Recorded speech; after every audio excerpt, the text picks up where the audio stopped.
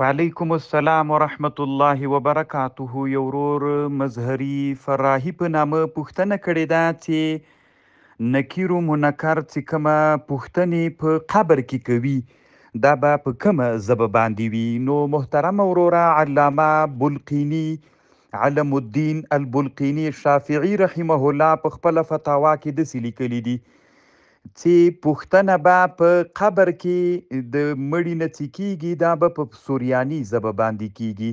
خو دا چې د دې دپاره یې کوم سند ذکر کړی وای نه یې د ذکر کړی محترمه.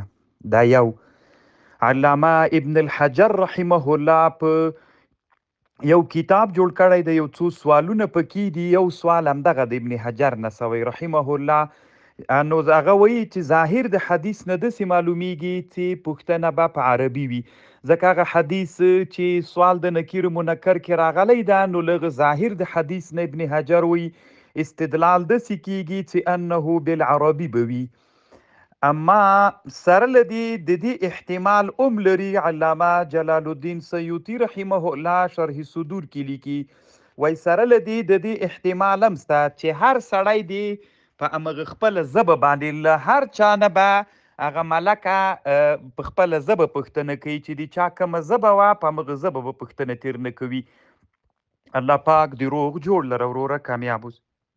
وعلیکم السلام ورحمت الله وبرکاته. یو ورور پوښتنه کوي چې یو سړی د هغه وایي چې مونږ د سپیو تجارت کوو، یعنی سپي خرڅوو او اخلو یې، دا څرنګه دي؟ محترم وروره په دې مسئله کې اختلاف شته ده. نبی صلی الله علیه وسلم وایي چې نهى النبي صلی الله علیه وسلم عن ثمن الكلب ومهر البغي وحلوان الكاهن.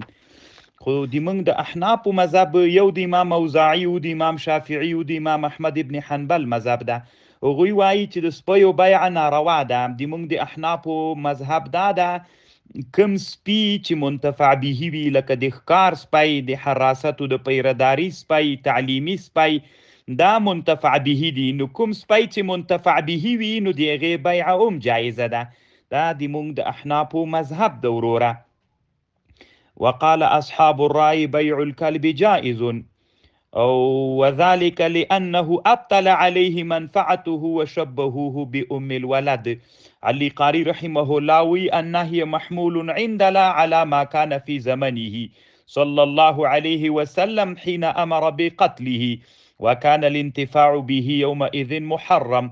دا په هغه زمانه کې چې نبی علیہ السلام په سپیو انتفاع ممنوع کړي ولا حرام ولا نو بیع ناروا وه. نو دا حدیث مطلب هغه ده.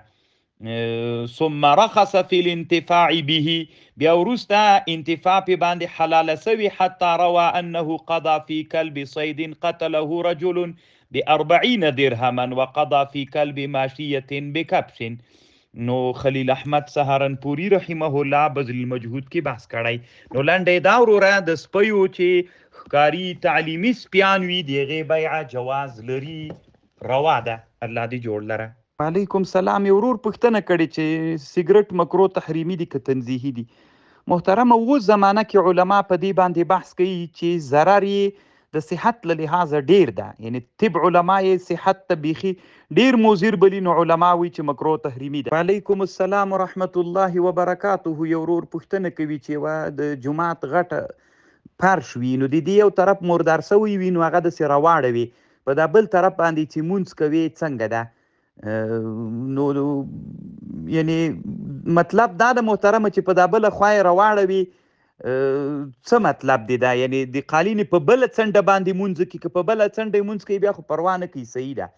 او که دغه راواړوي تا بیا داسې پوښتنه کړې چې پاس نه بل شی پې واچوي چې لوند نه وي، وچ وي، او هغه مثلا داسې په اسانه ووایم یو فرش د مردار د نجس ده، په هغه نجس فرش باندې تا پاس نه بل داسې فرش واچو یا د داسې یو شی جینماز یا څادر دې پې باندې واچو چې هغه مخکینی نجاست وچ سوی و، نو د هغې انعکاس پاس نه راتله. مثلا تشې میتیازې یو ماشوم په فرش کړي ولې هغه وچ سوی و، پاس د بل فرش پې اوار که پې مونځ دي وکړه، دغه صورت جواز لري وروره، مشکل نه لري شرعا.